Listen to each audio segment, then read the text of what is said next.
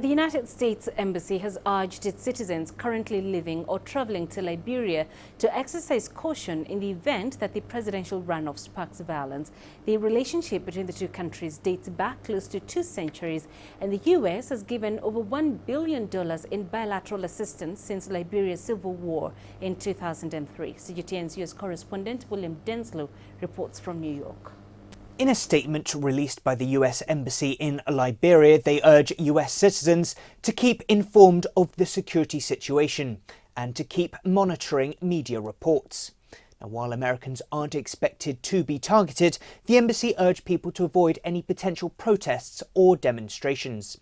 Now, the strong ties between the two nations have existed since the resettlement of freed slaves and freemen from North America since the start of the 19th century. Now, the United States has invested heavily in Liberia, both directly and through the United Nations mission to the country, UNMIL. Now, the US also took significant action to help the country battle the Ebola outbreak under former President Barack Obama. At least 3,000 troops were sent to the region, and a regional command centre was set up in Liberia's capital, Monrovia.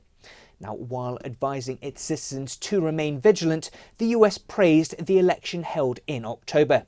The embassy in Liberia announced that it was inspired to see 1.5 million people put their faith in democracy. William Denselow, CGTN, New York.